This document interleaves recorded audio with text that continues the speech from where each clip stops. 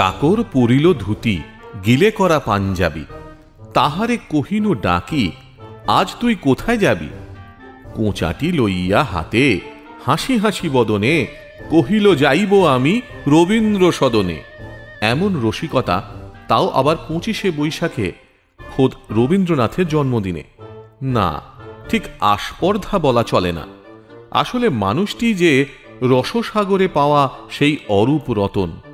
মুক্তারামবাবু স্ট্রিটের মেষ বাড়িতে ছিল যার আবাস, প্রায়ই তার দেখা মিলত কলেজ স্ট্রিটের ফুটপাতে। ঈশ্বর পৃথিবী ভালোবাসা, আর ভালোবাসা পৃথিবী ঈশ্বরের সেই মানুষটি শিবরাম চক্রবর্তী। রসিকতা তার মজ্জাগত, তবে ভেতরে ছিল চরম দারিদ্র্য। অভাবে ঠিকমতো খেতে পেতেন না প্রতিদিন, কিন্তু কখনো সেই অভাব প্রকাশ করেননি। ভারতের উত্তর সীমান্তের বেশ কিছু অংশ দখলে তৎপর চীন। ম্যাকমোহন লাইন অতিক্রম করে চীনের সেনা প্রবেশ করেছে। শিবরাম কিন্তু নির্বিকার তাঁর লেখায়। লিখলেন, রবীন্দ্রনাথ তো লিখেই গিয়েছেন, একদিন চীনে নেবে তারে। এই রসিকতা শিবরামের মজ্জাগত। বাঙালি পাঠককে তিনি মজিয়ে রেখেছেন রসবোধে। মস্কো বনাম পণ্ডিচেরি, হর্ষবর্ধন গোবর্ধন, ঈশ্বর পৃথিবী ভালোবাসার কথা জানেন না এমন পাঠক, বিশেষ করে বাঙালি পাঠক, পাওয়া অতি দুর্লভ। ফিরে যেতে হবে আরেকটু পেছনে, 20 শতকের শুরুর দিকে। 1903 সালের 13ই ডিসেম্বর মালদার চাঁচলে জন্মগ্রহণ করেছিলেন শিবরাম। বাবা শিবপ্রসাদ চক্রবর্তী ছিলেন সংসার ত্যাগী সন্ন্যাসী, মা শিবরানী দেবী।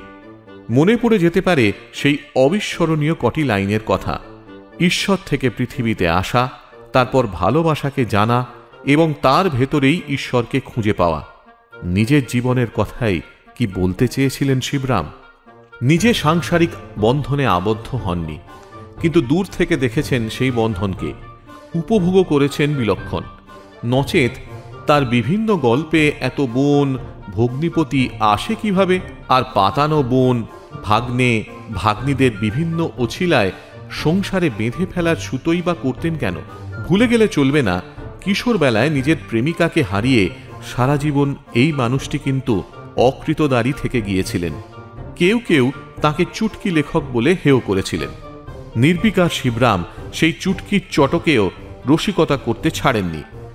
বিশ্বামিত্র 3টি ছত্রে রচিলা গায়ত্রী, চুটকি বলিয়া পেল না কো ঋষি ফলারের পত্রী। রাবড়ি খেতে ভালোবাসতেন খুব, কিন্তু পকেট যে গড়ের মাঠ। অগত্যা কিনে আনতেন গুঁড়ো দুধ, আর তাই খেতেন অল্প অল্প করে। এখান থেকেই জন্ম হল সেই বিখ্যাত রাবড়ি চূর্ণর, শিবরামের অতি প্রিয় মিষ্টি। বিপ্লবী আমল, জোড়াসাঁকো থানা এলাকার গোয়েন্দা পুলিশের কাছে পাকা খবর, মুক্তারামবাবু স্ট্রিটে এক অদ্ভুত মেষ আছে। সেই মেষের এক বোর্ডারের নামে প্রতি মাসে আসে মানি অর্ডার। টাকার পরিমাণও নেহাত কম না, কখনো 200, কখনো বা 300, কিন্তু কোনোবারই যুবকটি টাকা নেন না। খবর নিয়ে জানা যায় এই যুবকটি হচ্ছেন আমাদের শিবরাম। কিন্তু ওই বাজারে টাকা ছাড়া কি চলে? তদন্তকারীরা খানা তল্লাশির পর জানতে পারেন শিবরাম হতদরিদ্র। 2-3 মাস বাকি আছে মেষ ভাড়া। পুলিশের সন্দেহ তাও যায় না। ব্রিটিশ বিরোধী কার্যকলাপে এমন মেকি গরিবের আনাগোনাও বেড়েছিল তৎকালীন সময়ে। পঞ্চানন ঘোষাল পুলিশের বড় কর্তা, অনেক চেষ্টা করেও কোনো বিপ্লবীকে বার করতে পারলেন না। শিবরামের লেখা সুন্দর, এমনটা শিবরামকে জানালে উত্তর ছিল স্পষ্ট। ঠিক বলেছেন, আমি সুন্দর লিখি, কিন্তু সুন্দরই লিখি না, সেই জন্য ভুগতে হয় অর্থকষ্টে। বন্ধু হিসেবে প্রেমেন্দ্র মিত্র ছিলেন শিবরামের খুব কাছের। মজা করে প্রায়ই বলতেন, প্রেমেনের মতো মিত্র হয় না। প্রেমেন্দ্র মিত্র তার প্রথম প্রকাশিত বই পুতুল ও প্রতিমা উৎসর্গ করেন শিবরামকে। অভাবে কখনো স্বভাব নষ্ট হয়নি তার। একবার প্রচণ্ড আর্থিক টানাটানি, কাবুলিওয়ালার কাছ থেকে টাকা ধার করবেন কিনা ভাবছেন শিবরাম, কিন্তু সংবাদ কোনোভাবে চলে গেল বিভূতিভূষণের কাছে, অর্থাৎ বিভূতিভূষণ বন্দ্যোপাধ্যায়। সব শুনে বললেন, কোনো কাবুলির থেকে টাকা ধারের প্রয়োজন নেই, তিনিই টাকা ধার দেবেন। তখনও দুজনের পরিচয় ততটা হয়ে ওঠেনি। 50 টাকা ধার নিয়েছিলেন শিবরাম, কিন্তু সেই টাকা আর শোধ করে ওঠা হয়নি। কখনো দেখা সাক্ষাৎ হলে শিবরাম যদিও বা টাকার প্রসঙ্গ তোলার চেষ্টা করতেন, বিভূতিভূষণ কিন্তু কৌশলে এড়িয়ে যেতেন সেই প্রসঙ্গ।